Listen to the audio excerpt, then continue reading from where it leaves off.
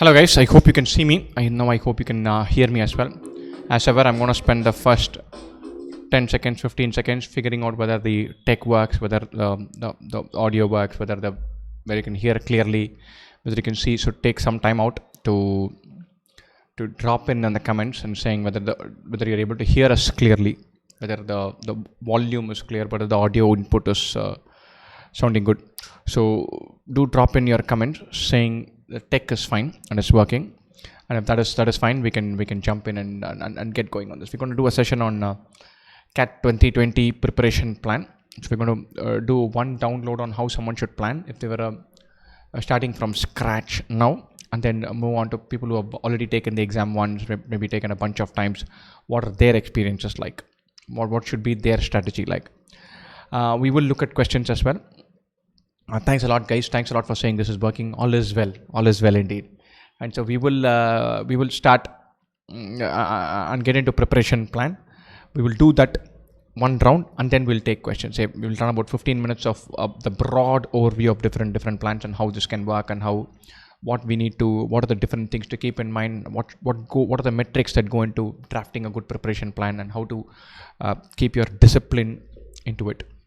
We'll do one round of that and then get going with this. Fine, super. So I'm gonna start talking. I'm gonna give the outline for CAT 2020 plan for someone who's taking it for the first time, and someone who plans to start from scratch, does not have too much prior knowledge about this exam or otherwise. Fine. So preparation is going to broadly fall into three parts, and one is preparation, second is practice, third is mocks. And preparation, practice, mocks. And preparation part is when you learn all the fundas, the basic concept, the ideas, where you understand and get the different question types, where you get comfortable with the concept fundamentals. That is very important. Second part is practice. That is a phase where you pick up speed. In the end, it's a competitive exam. You do gazillion questions with a relevant level of difficulty. The more you do, the better you get at solving different kind of questions, and then that gives you an advantage for the last part, which is mocks. Right. So now, what should you focus on each of these phases? Mocks is simple. Take mocks, review, rinse, repeat. Nothing more than that. In first phase, it has got to be concept funda building. So the first phase is going to be absolutely dominated by quant. And as far as theoretical backdrop is concerned, there's probably 5 hours worth of studying or 6 hours worth of studying for DILR, and probably a couple of hours worth of studying for reading comprehension and VA. Right? So that set of 65 marks or 66 marks or whatever that is does not require too much theory building. It needs tons of practice. You need to get used to this, but there's nothing to teach in terms of reading comprehension theory. Right? So the initial learning part is going to be dominated by quant. And so have a good plan if you're starting now for Feb, March, April to middle of May, end of May even, for building all the fundas in quant. And once you're done a month and a bit, start going into practicing some DILR. But the learning, concept building, funda part is going to be dominated by quant, because the CAT quant automatically gives you an advantage with DILR. Topics like percentages, simple interest, compound interest, set theory, they naturally help you grab ideas in DILR automatically. And so you don't need to specifically hard boot theory for DILR, but it's going to be dominated by quant. I'm going to go deeper and say how to plan quant, how to plan DILR, how to plan VARC, but we're now talking about the overall thing. In phase 2, which should start right about May, you should work to do tons of questions. Your mind has to get ideas automatically. You see a quadratic equation, you should not be sitting and winding your head around saying, okay, do I split the roots, or do I plug in the formula, do I do completion of squares? You should know all methods, and you should know which one to pick straight away. Right? So that is very important. So you should do tons of practice for simpler questions, sample for CAT level questions. Both are important. That will go in the May, June, July, August phase. That set of 4 months. From August, September, October, November, the last set of 4 months, remember there's overlap across these sections. That will be dominated by mocks. Give a mock, review the mock, find out where your gap is. For the topics where you need to fill a funda gap, learn the concepts. Topic where you need to fill a practice gap, go back and revisit topic-wise tests. That's the outline. There is going to be an overlap across these 3 segments. There's going to be a big component of revision. You learn topic 1, 2, 3, 4. By the time you go to topic 5, ideas in topic 1 and 2 you would have forgotten. You'll have to revisit that. You'll have to check that out again and say, hey, now I seem to have forgotten that. That happens. So don't worry about it. So learning happens in a spiraling way. So it's like you learn 1, 2, 3, 4. You come back, add one more layer for 1, one more layer for 2, go to 5, 6, 7, revisit 3 and 4, go to 8, 9, 10, revisit 5, 6, back to 1, 2. So you're going to learn layer by layer. And so keep that in mind. So you've got to keep revisiting till you get comfortable. And so the learning preparation part is going to be dominated by quant.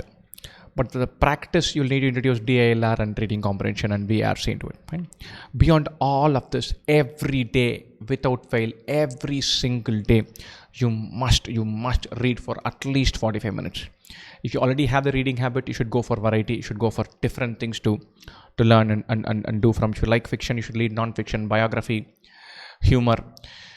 If you don't have the reading habit, you should pick from naturally things that will keep the reading habit alive. The page turner books, the thrillers, the equivalents of James Bond novels. So you should pick that and get into the reading habit before you go for diversity. Right? So keep that in mind. But if you have the reading habit, you should go for diversity. Any which way, every day, minimum 45 minutes, but you're actually shooting for 1 hour, you have got to read. This is completely different from the preparation plan thing. No matter what you do or don't do, you have to read for 45 minutes to an hour. And you have to mix it up. You have to read long article, short articles. You've got to worry about, you have to read novels, novelettes, essays, all kinds of stuff. And the best way to start, we have a wonderful reading list which is a video on the channel. Go through that. And Bharat gives a reading suggestion practically every day. If you have not been on Bharat's reading list, get on now. If you have not seen Bharat's stockpile of reading material, find that out now. Google is your friend, YouTube is your friend. Ping here, somebody will give you the link. Bharat is shortlisted and handpicked and curated and given overviews for, give or take, 300, 400 articles from across the web. Fine, and that's a brilliant set of questions, absolutely delightful set of questions. Delightful set of passages. Find those, read them. So you have, and get on Bharat's reading list so that you get a reading suggestion practically every day on Facebook or blog or email or WhatsApp or whatever platform you pick, you will get that reading list suggestion, but get onto that. That's very crucial. Right? So this is what you've got to do for each of those. Fine. For each of those 3 phases: learning, practice, and mocks. Now I'm going to dive deeper into quant. What should you do for quant? For quant, know your priorities. You've got to get your priorities right. Fine. So you're good kids. You've already got your priorities right. This is the 14th of February, and you're sitting to at the middle of the night listening to someone saying how to prepare for CAT. And so you definitely already have your priorities right. And so what you're applying in your life, apply for quant. And so the elephant in the room is the basic arithmetic section. This is speed, time, distance, races, ratio, proportion, mixtures, averages, percentages, profit and loss, simple interest, compound interest, the regular stuff. Maybe add a little bit of linear and quadratic equation. Then with this, out of 34 questions, you're covering 16 to 17. And half of your paper, if you add stuff like little bit like progressions and simple algebra into it, then you're covering half the paper. Right? So that is 50% of the paper, which is what I would call broadly simple topics, where you do a lot of practice, but conceptually you're not learning 15 ideas and 14 theorems. Nothing there. Percentages, profit and loss, kya profit and loss mein? Nothing is there. Profit by cost price into 100 is profit percentage. You plug in loss, you get loss percentage. Chalo, you know the formula, do 100 questions. You have to get better and intuitive and quicker and all that. But funda wise, there is very little to worry about. Right? So get these under your belt. Half the paper is there. Then the other big chunk is geometry. Geometry gives about 7 to 8 questions, so 20-25% of the paper. Geometry, trigonometry, coordinate geometry, mensuration. They are one pot. If you put the whole segment, a whole lot of them together, that's 10 questions. That's gold. So if you do geometry well, then trigonometry automatically falls in place. Coordinate geometry and mensuration just fall in your lap. Don't overdo these, especially coordinate geometry, but plan to take the entire chunk of geometry on board next. Then go to algebra. Then finally to number systems and permutation probability and all of that. Set theory is important because it gets tested in DILR. But what we call that kind of funnier math that the Olympiad dudes agonize over, that is heavy duty algebra, polynomials, insanely tough reminders questions, permutation probability, weird type questions, those account for about 4 to 5 questions in the paper. You can get 99.5 percentile without knowing a word of number theory and permutation probability and modern math and whatnot. And so get your fundas right, get your basics right, put your basics into a nice box, get it nailed on, then attack geometry, keep that in a bag, then chase these juicier bits. Don't get carried away and go chasing that too early. And I'm seeing a bunch of questions there, guys. I will definitely answer the questions, but I'm going to give the broad thoughts before we go deeper in. And going on to DILR, for DILR, get the basics in, get some simple templates of DI and LR. So you need to know what percentages, growth rate is, market share is, percentage increase, percentage decrease, percentage change, what are the differences, how to compare two numbers, compare two fractions. Then move on to LR, standard sequencing puzzles, date puzzles, arrangement puzzles, set theory puzzles. Get these in the bag. Fine. And then the name of the game is variety. You need to get as many different type of questions as possible under your belt so that your mind gets better and better at picking a new template. The cat is telling us that, dudes, you can do 100 templates. The exam is not going to be one of these. They're very clear. They're more or less standing on a rooftop and screaming that out. So no point doing the same template 100 times. The idea is to get better at cracking the n+1th template. So the variety is very crucial. The best starting point for getting that variety is actual CAT questions. We've had 3 years of CAT with 2 slots each. There are 6 DILR papers with each one having 8 sets. So nearly 50 high quality, wonderful DILR puzzles are there for the taking. Hit DILR puzzles CAT 2 IIM. You'll have solutions for practically all of them available on the website for free. Fine, with almost all of them having video solutions as well. Hit these next, because now you'll get comfortable with the idea of cracking a new funda, new puzzle, all of that. Fine, so once you do that regularly, you'll find yourself getting better and better at DILR. As far as verbal is concerned, if you're spending 100 units of time on verbal preparation, 99.6 of those have to be on reading. For RC, you can do a passage a day or 2 passages a week so that you get used to the idea of figuring out answers and worrying about double negatives and thinking about critical thinking, critical reasoning, all of that. But the elephant in the room is reading. Read for an hour every day. Your RC performance and your VA performance will automatically creep up without doing anything else. Right? Some point of time, take a break from your quant or DILR. Know what para jumble is, know what sentence elimination is, know what para completion is, para summary is, critical reasoning is. Each of these, to get the hang of it, will take you 45 minutes to an hour. Take them, put it in the bag, and then go back to reading. Towards the end, you'll need to get better and better at processing reading comprehension questions. Right? But that has to sit on a mountain of reading. I've seen too many people go towards the question part too early without having the reading part completely anchored.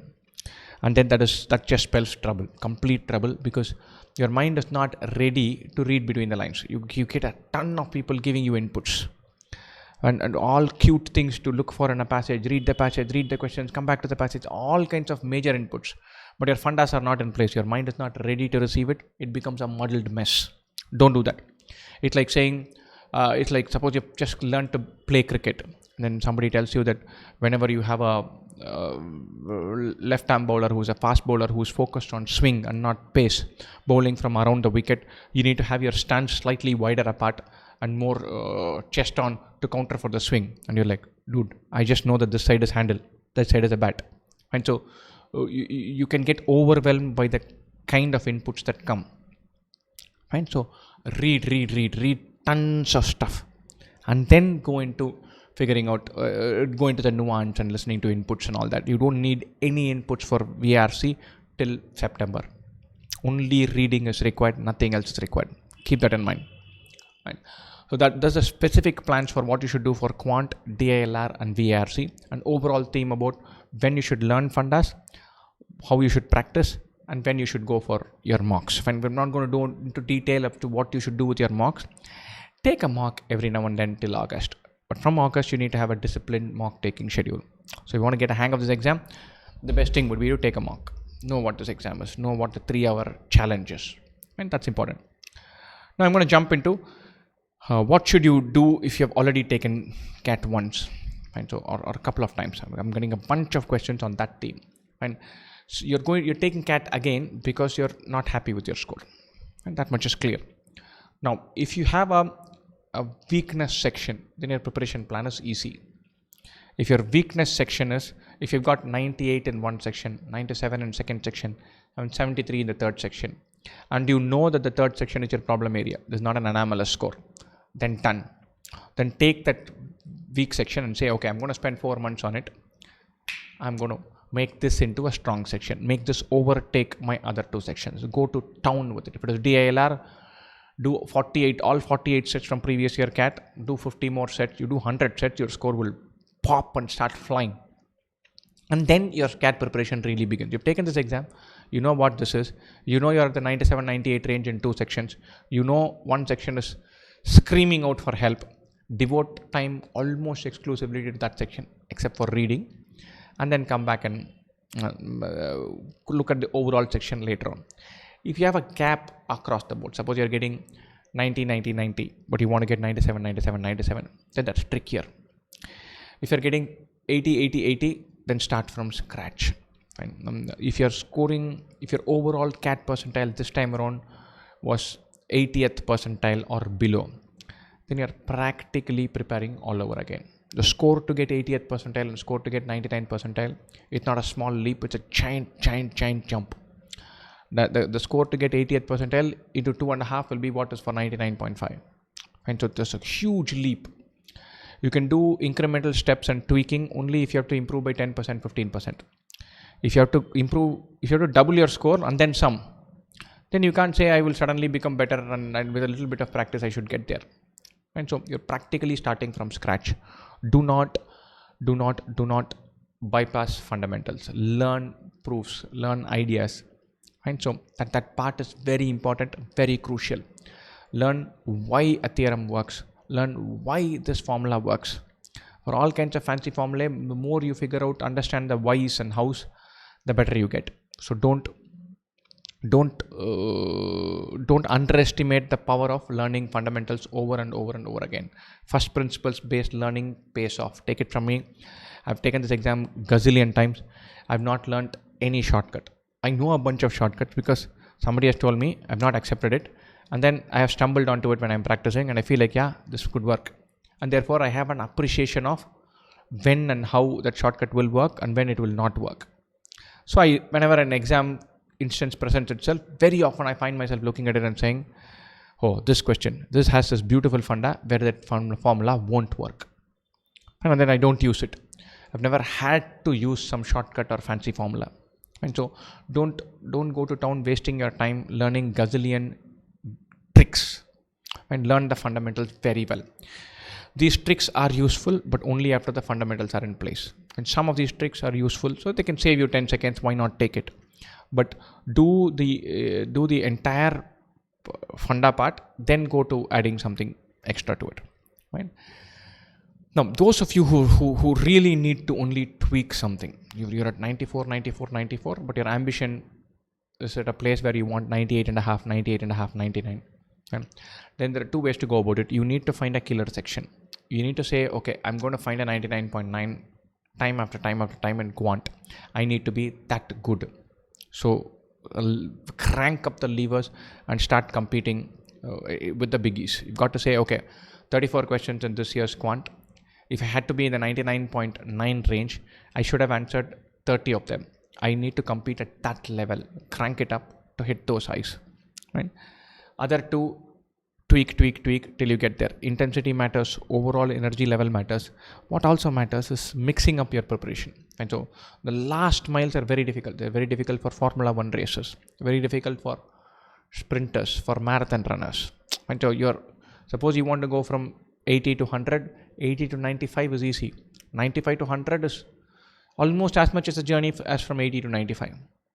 it gets tougher and tougher and tougher. And so you've got to mix it up. You've got to say, I've done stuff like I back to back I'll do RCLR, so that my mind doesn't need time to switch from one idea to another.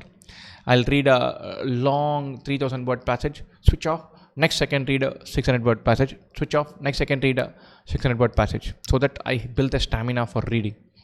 And so you'll probably want to spend a day where you take 10 Sudoku puzzles and say, I'm going to sit in this chair and do all 10 at a stretch. And so my mind starts thinking and picking number patterns. I start dreaming about filling 8s and 9s. It doesn't matter. But you're mixing things up and saying, look, can I find one more gear somewhere sitting here that can take me one notch higher? Because that last mile is a bunch of mixing up, trying different things, all of that, without losing your fundas and basics. And so if you're at 95 and you want 99, get the fundas in place, get tons of practice, and keep tweaking different things to get your mind ready to do different things. Fine. Now I'm going to answer a few questions before maybe rounding off with a bunch of other things. Fine. So let's go right at the beginning. How many pages of a novel to read every day? At some point of time, novel reading should be a phenomenon where you're not counting the page and worrying. The plot should carry you. Fine. So, but if you have to set a target, I would put it as if you want to measure your speed. For a lot of us, measurability is an important metric. 40 to 50 pages an hour is a good speed. 1 hour of reading is a good. So 50 pages per day could be a good starting point. But you need to start. You need to step out of it. Got 95 plus this time. How to get to 100? Mix it up. Relentlessly practice. Increase your intensity. Focus on that one thing that now probably a weakness area. Convert that into a strength. It could be across sections. It could be within a section. I know guys for whom geometry was a bugbear in one cat. By the time it came to the next cat, this guy would probably not be able to string 3 sentences together without talking about circumcenter or orthocenter. He's lived geometry for a month. So that becomes a strength. That's something it gives you a boost. You feel like you're turbocharged because one weak area is now looking like a monstrous strength. Chase that. You've got to find that lever that works for you, especially from 97 to 99.5, 99.7, 99.8. Then you need to try a bunch of things and then crank it up. I'm just looking at question. How to get 100 percentile? 100 percentile is one. If everything goes well, it happens and it falls in place. You shouldn't gear yourself with that target in mind. You should gear yourself to say, I'm not leaving much to chance. You can't say, I'm preparing for geometry. Mensuration is a little bit of a weak area. You can't do that. You can't say, DILR, I get everything, but set theory wala, not my cup of tea. You cannot afford to have blind spots and dark alleys where you know nothing about it. That kills your 100 percentile aspirations. So the bar on what you will forgive yourself for is much higher. You can't afford to do the odd silly error. 2 silly errors and 100 is out.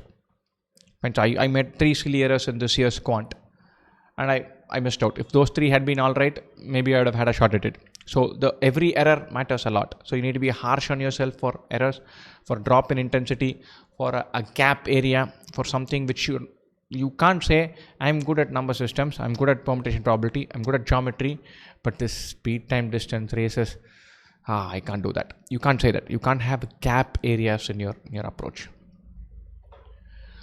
How to ace DILR? Round 1, do all the basic things of DI, basic things of LR.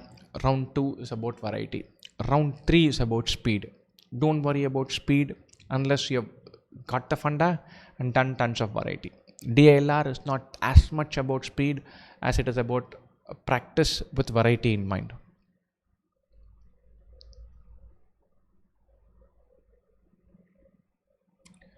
I'm not getting a proper environment to study, get distracted a lot. This is happening a lot. I'm hearing more and more of this.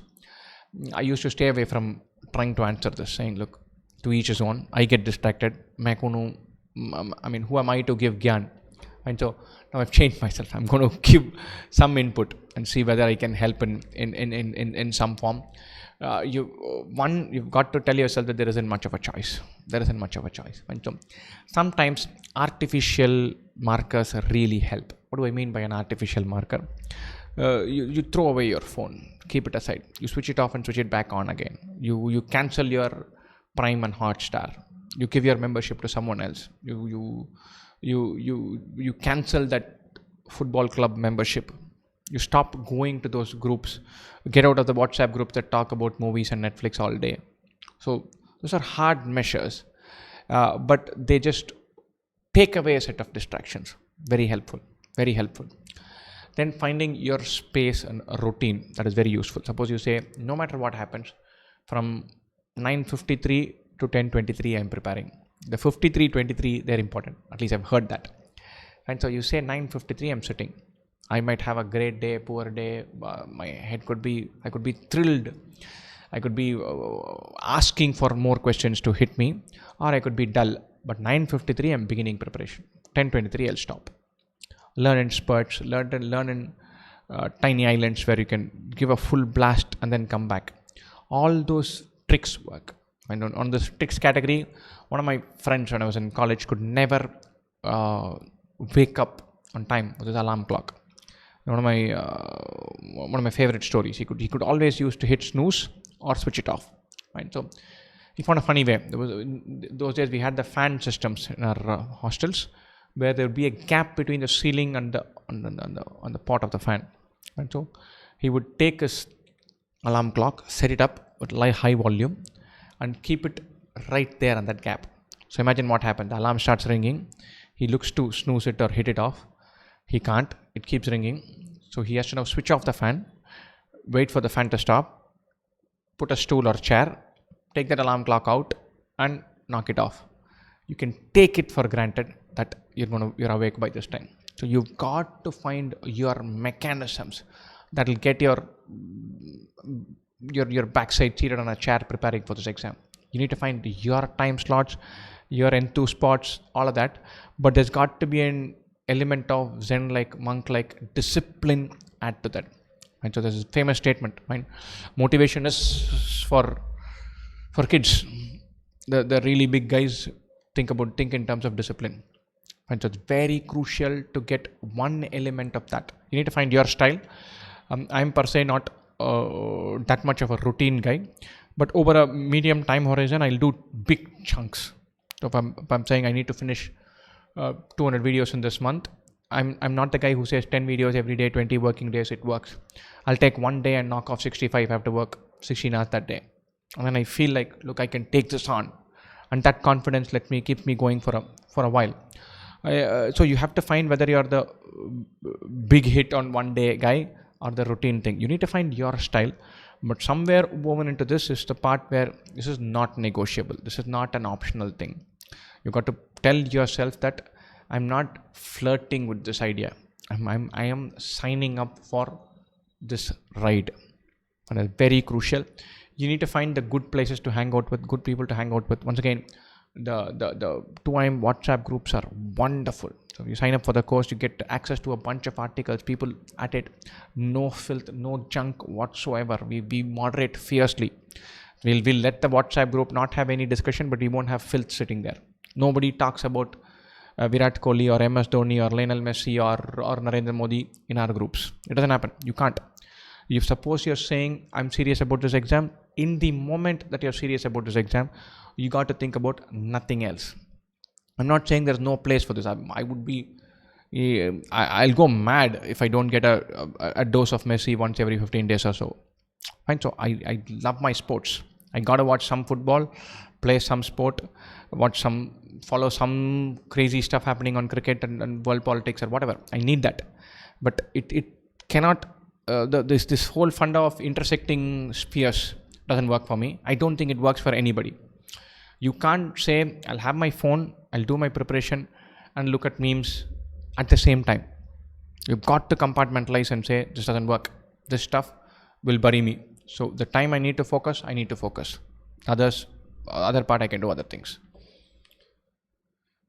Wonderful. I'm going to go for a few more questions. Working professional, rotational shift, morning, evening. If you're working on rotational shift, then you've got to work online. You've got to learn online. Get a good online course. Stick with it. Form your own schedule, and then work around that. I'm a married woman and have kid and working professional. Can you please suggest me the ways to put more? That is incredibly tough. Having a kid, the demands on time are extremely high. I just said bye to my little one and I'm sitting here. So I know that some parts of life are not negotiable. If your kid needs you, wants you, there's very little you can do to get out of it. So it's tougher. So you've got to work around that. You've got to accept that some parts of your life are not in your control and maximize the ones that are under your control. Academics 86, 77, 76, 2 years work experience. That is fine.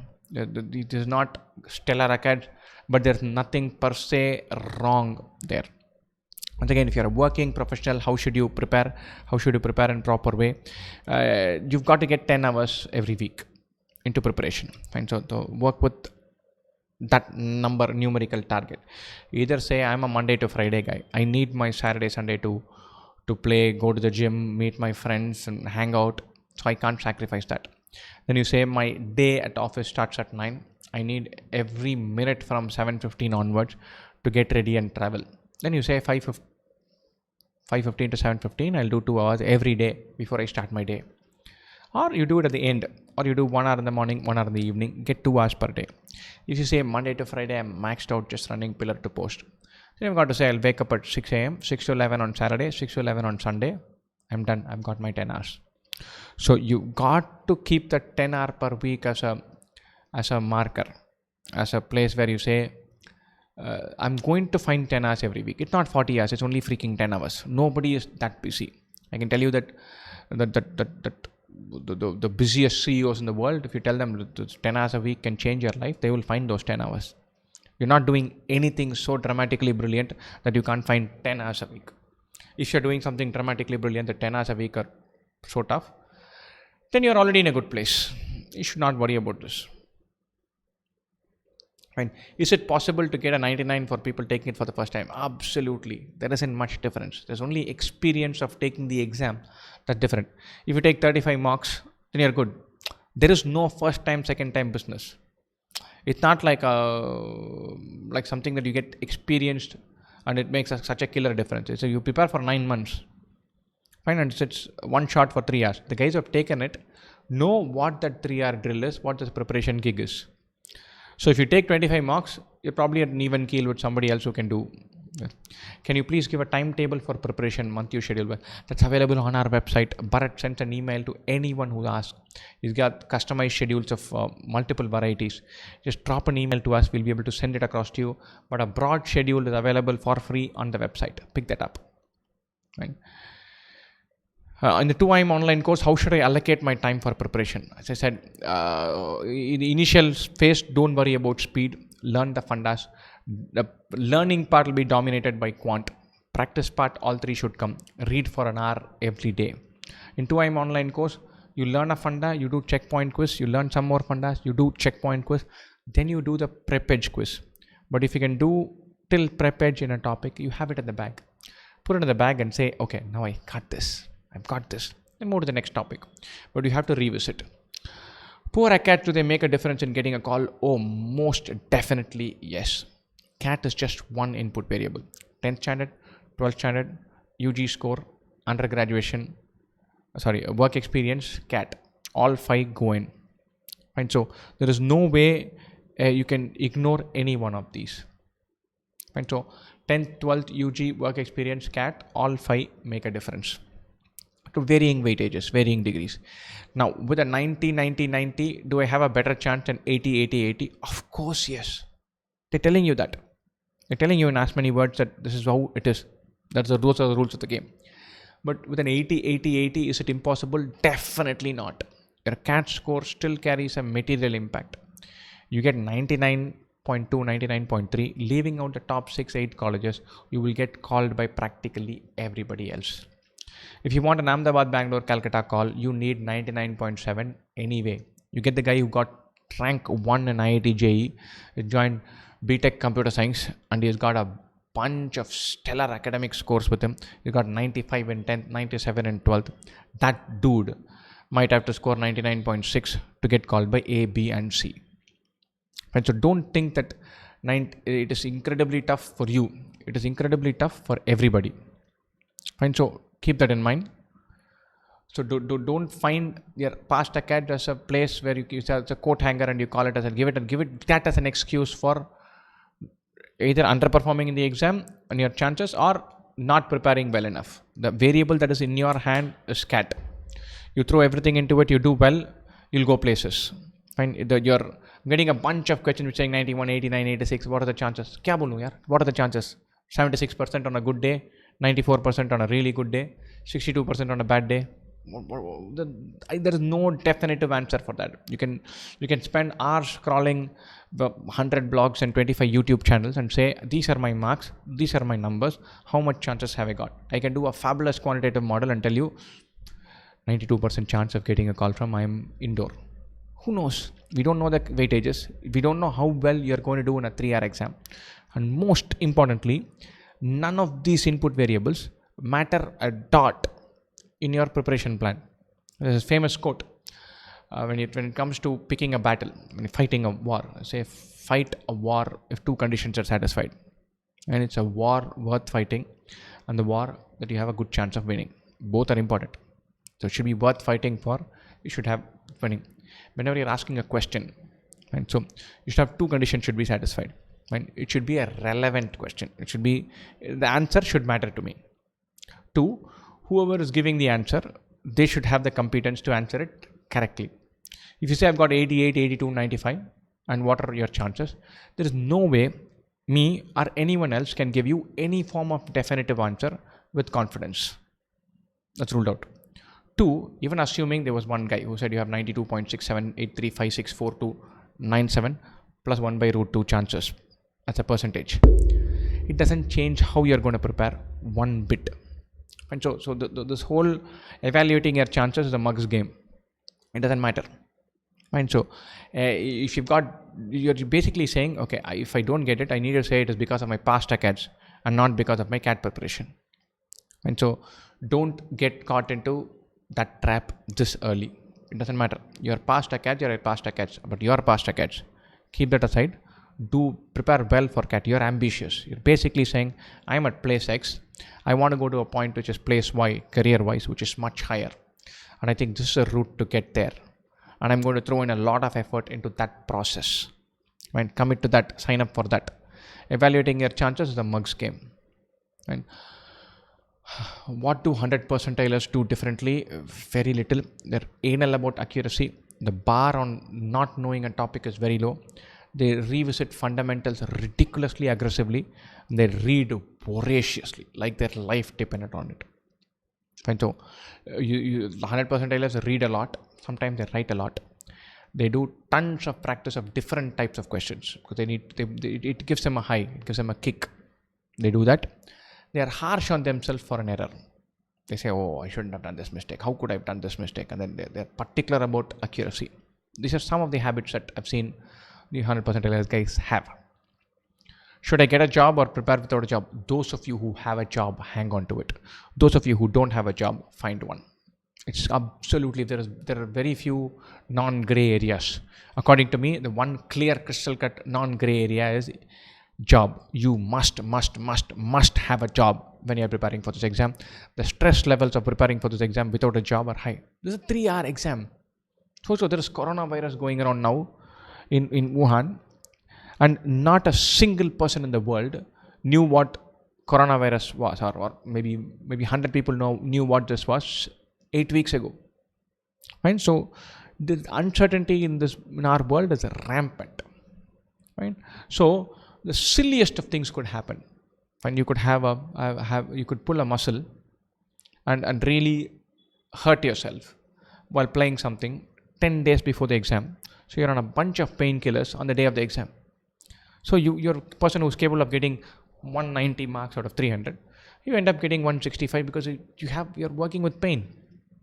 And that's 8 months, 9 months of preparation without a job and that stress. It's simply not worth it. It's an uncertain exam. It's a stressful exam with uncertain outcomes built into it. Simply don't quit your job. If you don't have a job, spend some time in finding a job. And so don't quit your job. If you don't have a job, find a job. And there's no two ways about it. And there are some people who are very, very, very well off, rich. And for them, the job and remuneration aspect simply doesn't matter. If you're in that category, still find a job. Have a job. If you have a job, keep that, hang on to it. If you don't have a job, find a job. Fine. Giving cat from last 2 years didn't bear fruit till now. This is Gaurav here. I've known guys who have tried 5 times. The 5th time it falls in place. 2 years is not the end of the world. Don't make cat the killer feature in your life. Now that is a crime. But trying it for the 3rd or 4th time doesn't matter. Doesn't matter. You can still go places. Fine. How to start learning the LRDI part. We've already covered this. Get the basics in place. Then do tons of practice. Tons of practice. Practice with variety. Don't just do the same thing over and over again. Practicing with variety is very crucial. Take the CAT 2017, 18, 19 papers, board sessions, that nearly 50 sets, which are delightfully tough and so wonderfully beautiful sets. I get a high solving them even now, even though I've solved them already. And so, but try them. That's a wonderful starting place. So give that a go for sure. Got a mere 50th percentile to still have a chance? Definitely yes. Your 50th percentile is communicating nothing. It's not saying anything great. It is also not saying anything really bad. You practically have to tell yourself and say, it's just like somebody who's preparing for CAT for the first time. My 50 percentile, stuff happens, chuck it, throw it away, and then prepare for CAT from 0 today. The 50th percentile is not a reflection of what you're capable of.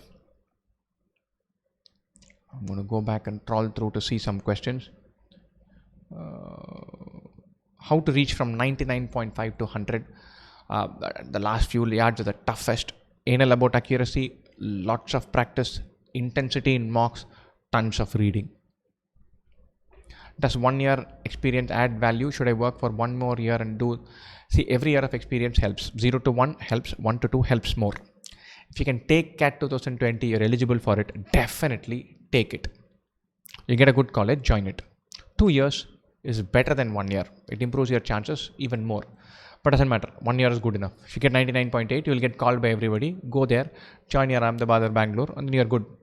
There is nothing preventing you from cracking CAT and going to a great college with 1 year of experience. So you don't need to wait to get 2 years of experience. If you're a fresher, take it now. Do it well. So don't let any of these factors that are not in your hands affect your preparation plan. It doesn't make a. This is just some form of way of, I won't say negativity. It's more than that. It is an aspect of giving yourself a get out of jail clause. And basically saying, I'm not so sure that I'll put in the effort. So I need somebody to tell me that even if you put in the effort, that's what it is. So become not that consumed by the result, but sign up for the ride. That's very important. There's one other question here which was talking about how to handle stress. Fine. So stress is high if something is completely outcome dependent. Stress is lesser when you're talking about a process. So if you're saying, look, I need to do 70 questions in 3 hours, and I completely chasing that 70 question number, it's stressful. Suppose you say I'm going to do different questions and every day I'm going to spend 45 minutes solving it, and when it happens, it gets better. I become better at handling that. If you can be driven by the process and not one end result number or outcome, then your ride is that much smoother, less stressful. The other ways of reducing stress: don't burn your bridges, don't scream at your boss, don't tell him भाई सभी मैं MBA करने वाला हूँ, तेरे से क्या लेना देना. Don't do that. Don't take an aggressive stand against anybody. Be nice, walk, exercise, play, talk to people, have an active life outside of your CAT preparation. Don't get consumed by it. This is not the be all and end all of life. This is not the exam that shows what you're capable of. Many of the great companies in the country have been started by non-MBAs. And so there is nothing to say that this is the only route to prove what you are capable of. There are 100 ways. This is one route that you're choosing today. And so reduce stress by focusing on the process, not on the outcome, by having a very active life outside of CAT preparation. Don't burn your bridges and screw your ACADs or your work. Right.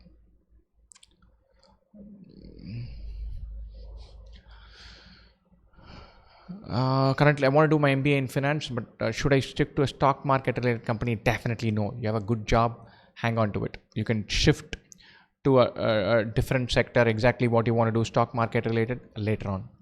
I have 4 years experience, 5 years experience. Can I take CAT? You can. There are plenty of guys these days with 4-5 years of experience who start and complete their 2-year MBAs and shift their career progressions and career streams. So I've got guys with 5 years of tech experience, go to an MBA and then go to finance. That's happened.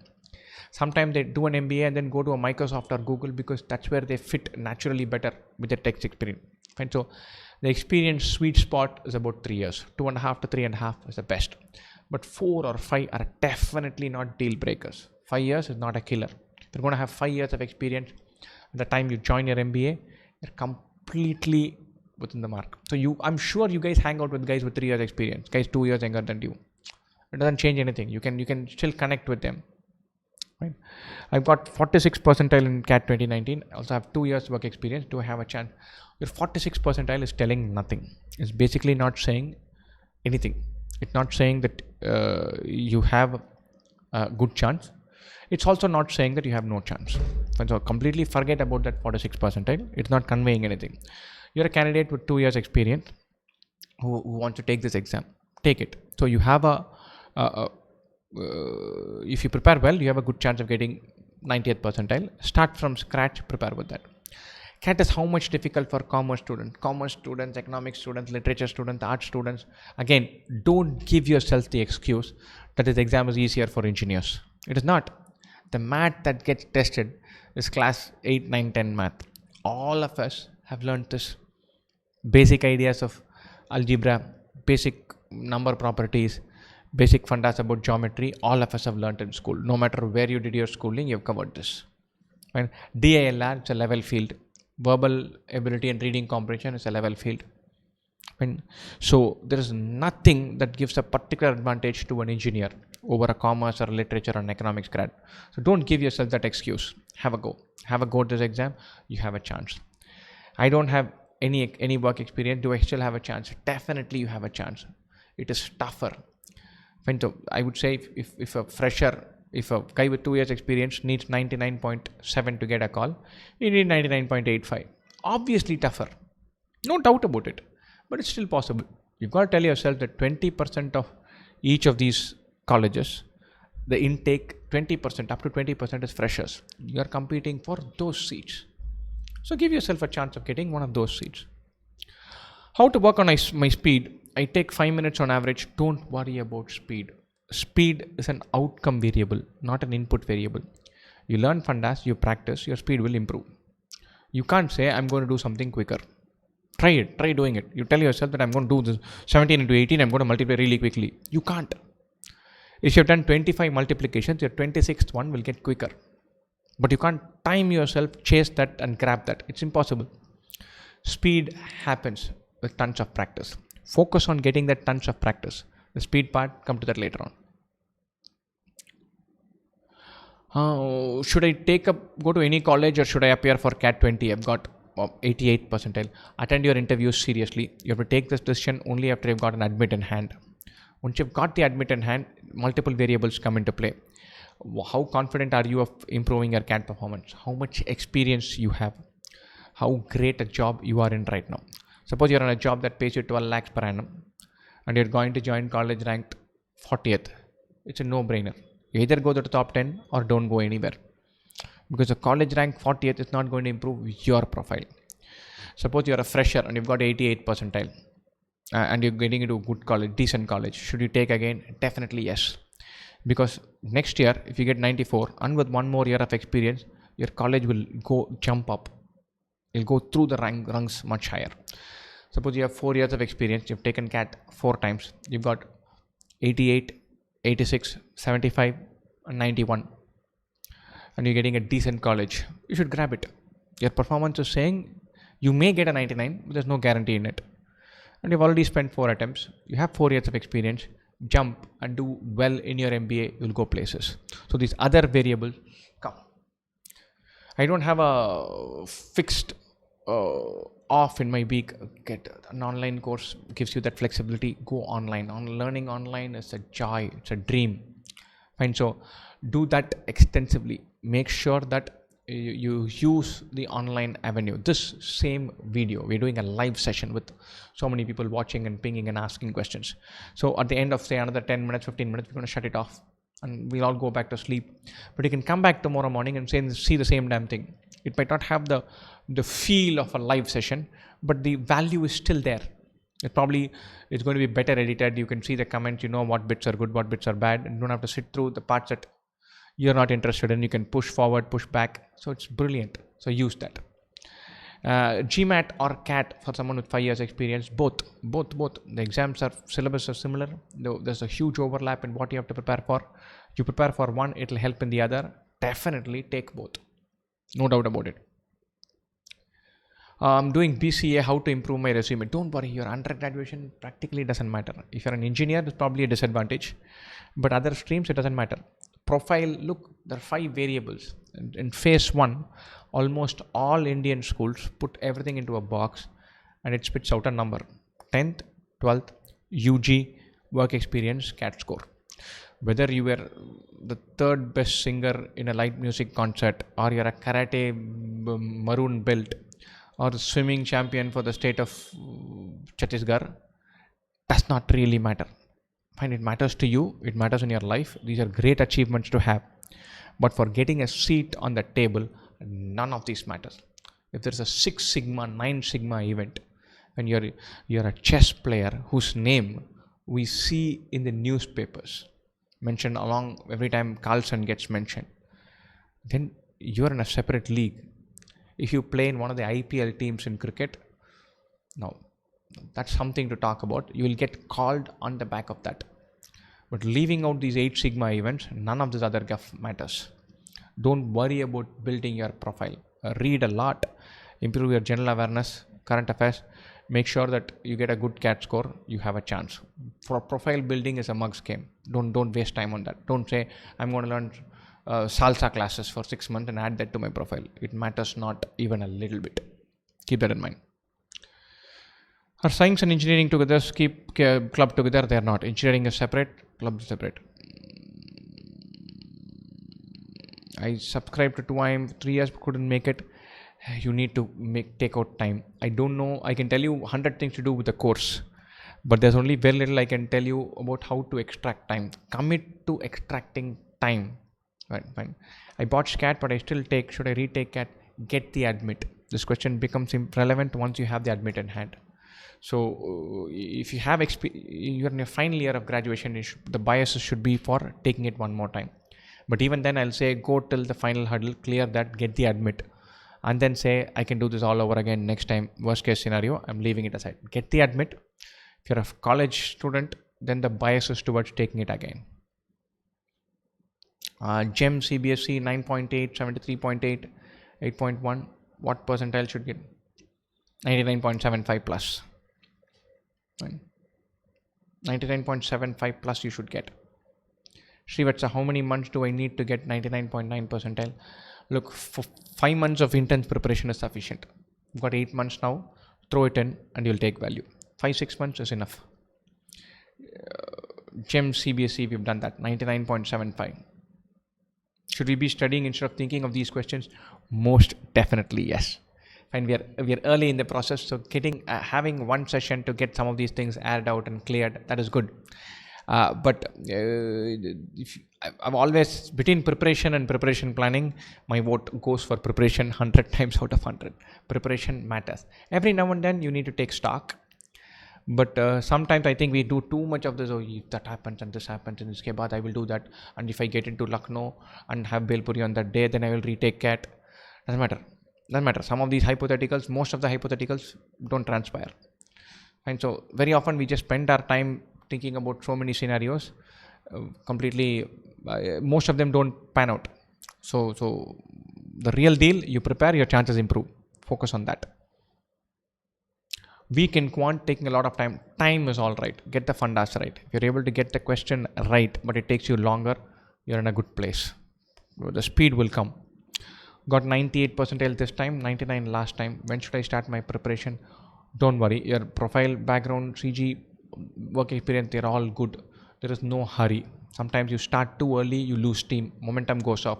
You should probably think about taking GMAT also, just to mix up your preparation, have one more option somewhere else. But you don't need to start in a hurry. Fine. Milan, I know you have a very good job. It's tough to throw it away. My bias always is to not throw away a good job in hand. So even if you're in a refinery, squeeze time out, take time off, speak to your boss and already book a holiday for 5 months, 5 weeks, 6 weeks toward the end of the exam. Take a sabbatical if you can wrangle that. But I'm never going to say quit your job. Not going to happen. I have a year of profile building. Don't worry about it. Be good in your acads. Get a good job. Prepare for CAT. Learning part of CAT. Do the drill level and CAT level of each topic. Do drill level. Take a topic. Do enough questions so that the basics get consolidated. Do enough CAT level questions so that you know you have learnt for that level. Then go to the next topic. You will always have to revise. Ideas go out of our head. And so give yourself room to come back and revise. It's all right. If you spend 17 days just preparing for percentages, you lose steam. So do the basics, get the hang of it, do a drill test, take a prepared level test. You feel like you've got it, go to the next topic and then come back. When you come back, you'll be shocked that a bunch of ideas that you took for granted have disappeared from your head. It happened. It happens to the best. It's all right. Come back and do one more time. P.G. Wodehouse novels are tougher to read, sir. Tell me about it. The first 2-3 P.G. Wodehouse novels I read, they scared the bejesus out of me. Because I thought everybody was recommending it, I should read it. And I read it and I couldn't understand like 30-40% of it. I didn't get it. I was so used to reading fast-paced, thrilling stuff that someone who talks about the diet of a pig for 6 pages, I just didn't get it. But there is value in it. Hang in there, friend. P.G. Wodehouse always pays off.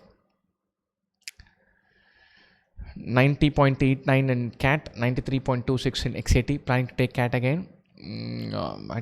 We'll finish it next. If you're doing your MCOM, then it hurts less. But the moment you finish your MCOM, get a job. If you're finishing MCOM next year, you're going to do your CAT now, then it doesn't matter. Unfortunate that you've had to quit your job.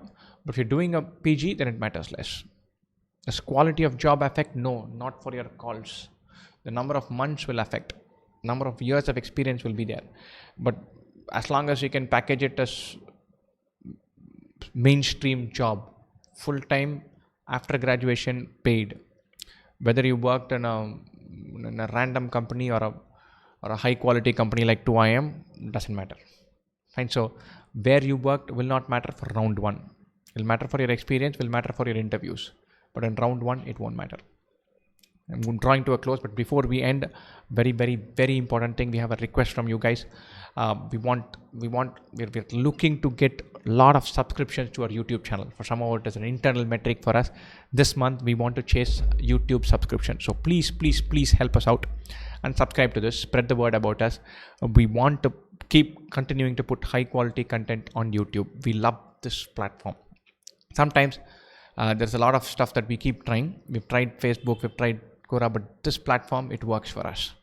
Where we feel like we're directly connecting with students, we answer questions, the comment UI is good. We take a lot of effort in putting together good content, and I know a lot of you guys really like us. And it's not like we've just started. We've had a YouTube channel for 5 years, so we know that a bunch of you like us. But please subscribe to our channel. Spread the word about us. Tell your friends and friends to subscribe to our channel. YouTube is very crucial for us. YouTube has been good to us, but I would urge you strongly to subscribe to the channel. Right. Next thing, I'm getting a bunch of questions on the 2IIM course as well. The best way to figure this out is go check on online.2im.com, sign up as a trial user, see a bunch of question solutions.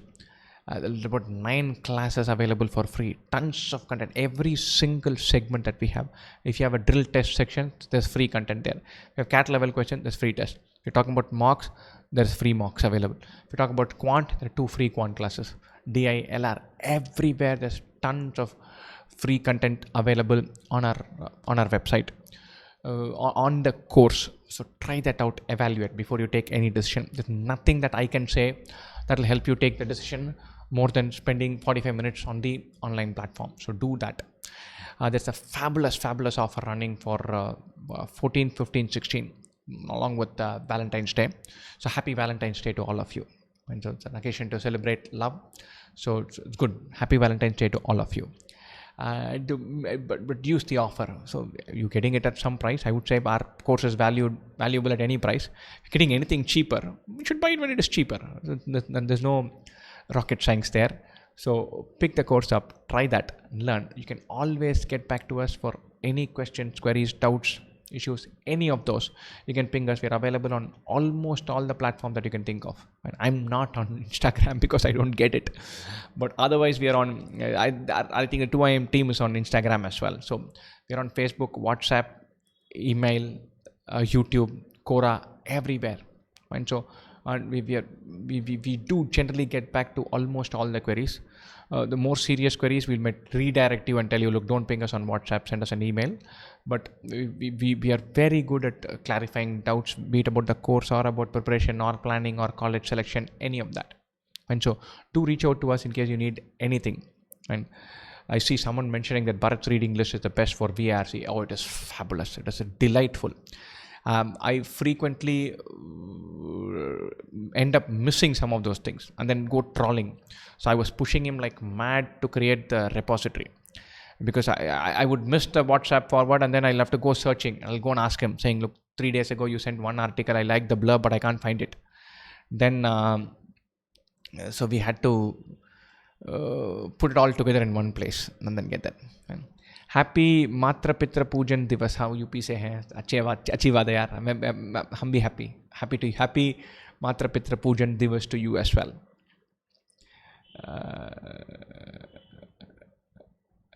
Thank you for not joining. So I'm not getting into answer that. Suggest some book for quant. There's plenty of wonderful stuff available online. Check that out. You can check out the free content on our course. There's a question bank that gives you 1,000 questions on our website, all without paying a rupee. You'll be hard pressed to find 1,000 high quality questions with detailed solutions, and some of them on YouTube without paying a dime. So check that out. The question bank is delightful to prepare. 79 percentile with a career break. 79 percentile is not great. Career break also, you'll have to explain it in there. If you don't have too much experience, my bias would be to taking CAT again. But if you have 3 years experience, then you go nail your interviews, get into a good college, and then make sure you do well in your MBA.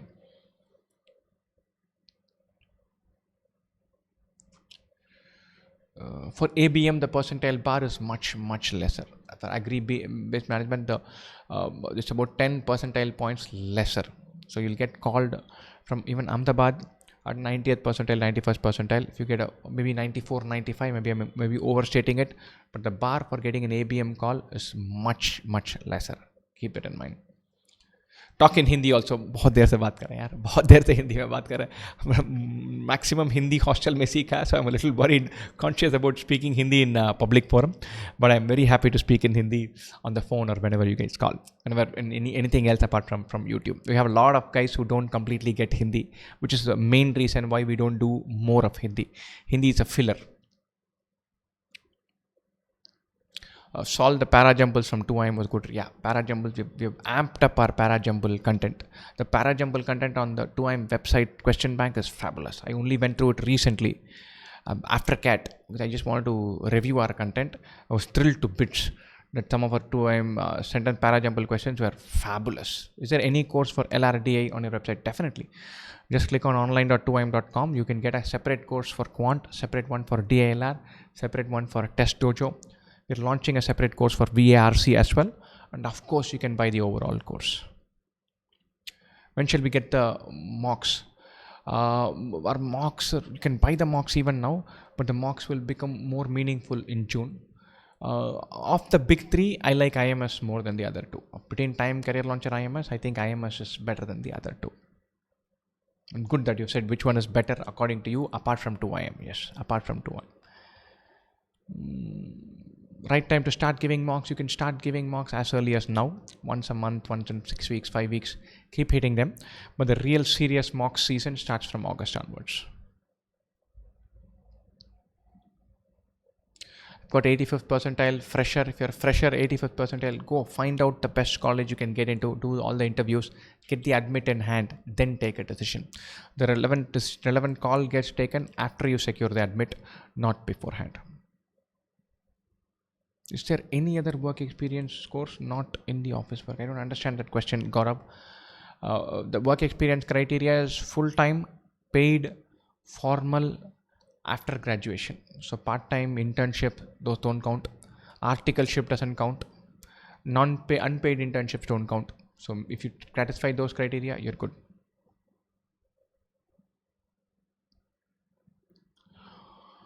When does the mock season of 2IIM start? I think we'll start it as early as May first week, second week, but it'll get really serious in the second half of June onwards. Retain the Dark, wonderful name. What you do if VRC score will improve if you read every day. I'm not willing to believe that it won't improve. It will improve. Read with variety. Read lots and lots of different stuff.